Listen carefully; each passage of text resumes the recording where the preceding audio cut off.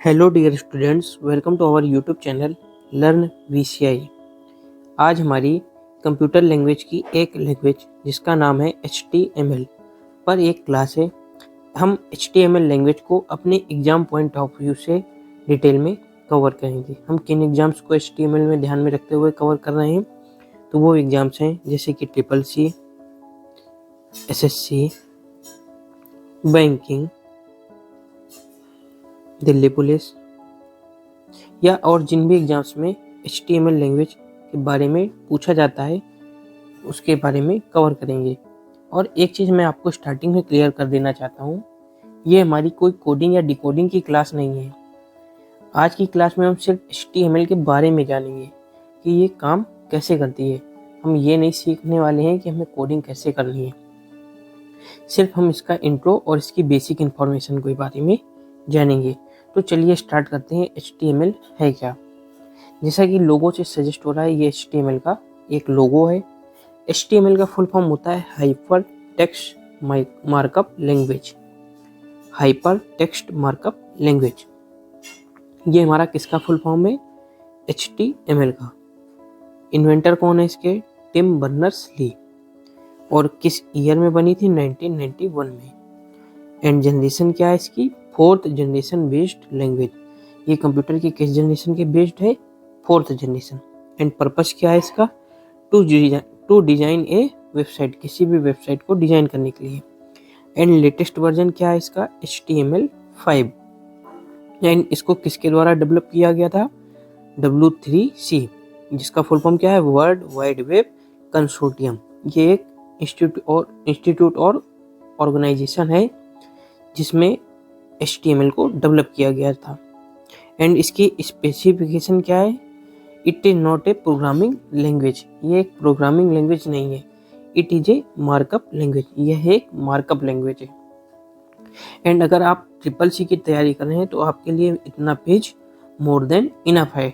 अगर आप बैंक या SSC की तैयारी कर रहे हैं तो आपको आगे की बातें भी जाननी है।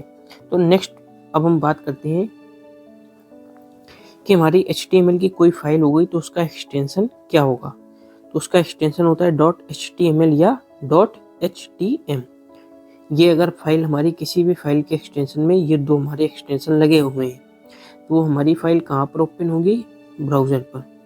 किसी भी ब्राउज़र पर जो आपने डिफ़ॉल्ट ब्राउज़र के रूप में शिफ्ट कर रखा होगा। एंड HTML का कोड जहाँ पर हम लिखते हैं उसे बोलते हैं बैकएंड।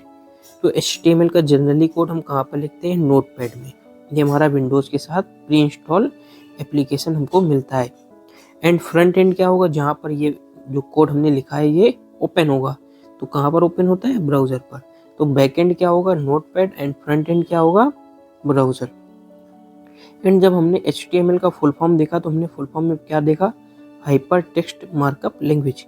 तो यहाँ पर हाइपर टेक्स्ट का मीनिंग क्या है या मतलब क्या है? तो हाइपर टेक्स्ट का मतलब है लिंकिंग ऑफ वेब पेजेस, बहुत सारे वेब पेजों का आपस में लिंक। तो ये किसका मतलब है? हाइपर टेक्स्ट का। एंड एक लैंग्वेज और होती है जो HTML से मोर फ्लेक्सिबल है, तो उसका नाम क्या है? XML, जिसका फुल फॉर्म क्या होता है? Extensible markup language.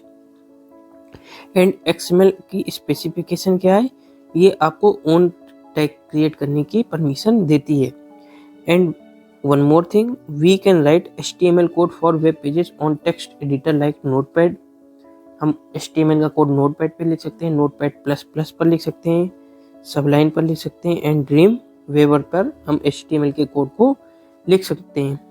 HTML not a case sensitive language. HTML हमारी केस सेंसिटिव लैंग्वेज नहीं है, जबकि XML हमारी केस सेंसिटिव लैंग्वेज है। एंड केस सेंसिटिव का मतलब क्या होता है?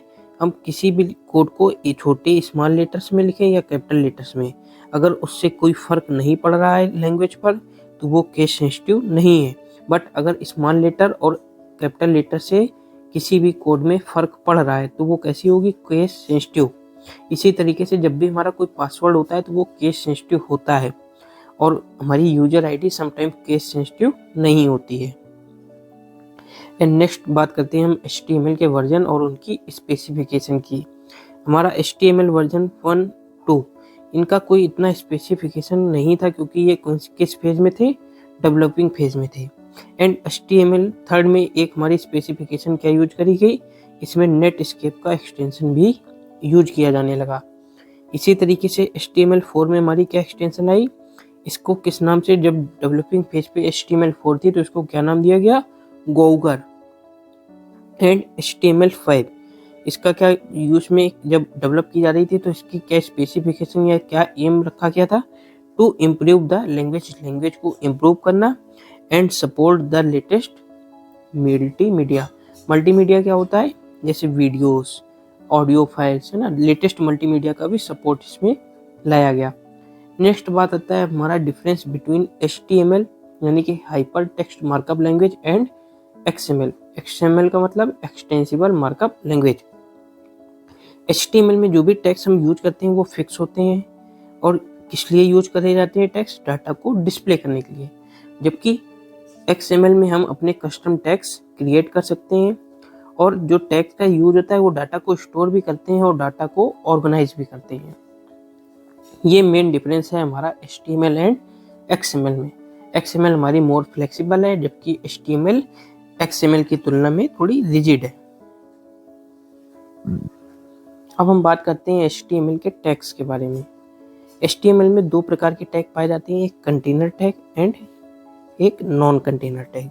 इन टैग्स में अंतर क्या होता है, जब भी हम HTML का कोई कोड लिखते हैं, अगर हमको टैग लगाने के बाद उसको क्लोज भी करना हो रहा है लास्ट में, जैसे हमने .html लिखा, इसके बाद हमने कोई कोड लिखा एंड इसको HTML टैग से क्लोज कर दिया, तो ये हमारा कैसा टैग होगा, कंटेनर टैग। जैसे HTML, हेड, टाइटल, पैराग्राफ, तो ये सब हमारे किस तरीके के टैग हैं, कंटेनर टैग। उसी अपोजिट साइड जो भी टैग हमें या तो ओपन करने हैं या ओनली क्लोज करने हैं, जैसे कि ब्रेक लाइन का BR है ना, हेडिंग का HR, तो ये हमारे कैसे टैग हैं, नॉन कंटेनर टैग्स। अब कुछ इंपॉर्टेंट टैग्स पर हम बात कर लेते हैं। रूट टैग या फर्स्ट टैग हमारा HTML का क्या होगा, HTML। Head part of the web page का क्या होगा, हेड। वेबसाइट के टाइटल का क्या होगा, टाइटल। इसी तरीके से इंडिकेट मेटा सर्च इंजन के लिए क्या होगा, मेटा में होगा। वेबसाइट कंटेंट के लिए क्या होगा, बॉडी। स्ट्रॉन्ग के लिए S, अंडरलाइन के लिए U, इटैलिक के लिए I, बोल्ड के लिए B, हॉरिजॉन्टल रॉ के लिए HR, है ना, ब्रेक रूट लाइन के लिए BR। और कोई भी हेडिंग को टेक्स्ट में या लाइन में डिवाइड करना है साइज के हिसाब से, तो उसमें H1 लार्जेस्ट हेडिंग के लिए और H6 स्मॉलेस्ट हेडिंग के लिए, और जबकि H4 एक नॉर्मल पैराग्राफ साइज के लिए हम यूज करते हैं। ये हमारे कुछ बेसिक से टैग हो गए। एंड एक और चीज़ आपने नोटिस की होगी, जब हम कोई वेब पेज खोलते हैं, अगर हमने कोई भी वेबसाइट उस पर विजिट नहीं की है तो उसका कलर कैसा होगा, अंडरलाइन एंड ब्लू। एंड अगर हमने वेबसाइट को विजिट कर लिया है तो उसका कलर कैसा हो जाएगा, अंडरलाइन एंड पर्पल। और अगर हमने वही वेबसाइट हमारी एक्टिव लिंक है तो उसका कलर कैसे होगा, underline and red. Active link का मतलब क्या है, हमारी जो वेबसाइट बनाई है और लिंक जो है वो एक्टिव हो गया है। अगर एक्टिव नहीं हुआ है तो वो कैसा होगा, अंडरलाइन एंड रेड नहीं होगा। अगर वो वेबसाइट या टैग एक्टिव हो गया है तो वो अंडरलाइन एंड रेड हो जाएगा। ये HTML की कुछ स्पेसिफिकेशंस लिखी हुई हैं, इनको आप डिटेल में पढ़ लेना 1 by 1, ये हम आपको पहले बताते हुए आए हैं। इसके बाद आप एक और डिफरेंस आता है HTML, CSS एंड जावा में। इसमें डिफरेंस क्या है, जैसे हम ये एक बॉडी देख रहे हैं तो HTML एक स्केलेटन यानी कि कंकाल के तरीके किसी भी वेबसाइट का काम करती है, और अगर हमें उसको इन्हेंस करना है ना, गुड लुकिंग बनाना है, तो उसके लिए कौन सी हम लैंग्वेज यूज करते हैं, CSS, जिसका फुल फॉर्म क्या होता है, कास्केडिंग स्टाइल शीट। कौन सी लैंग्वेज यूज करेंगे, CSS। एंड अगर उसमें हमें ब्रेन देना है तो कौन सी लैंग्वेज यूज करेंगे, JS यानी कि जावा स्क्रिप्ट। ये हमारा था एक detail video on HTML। If you like the video, please like, share and subscribe our channel. Thank you for watching.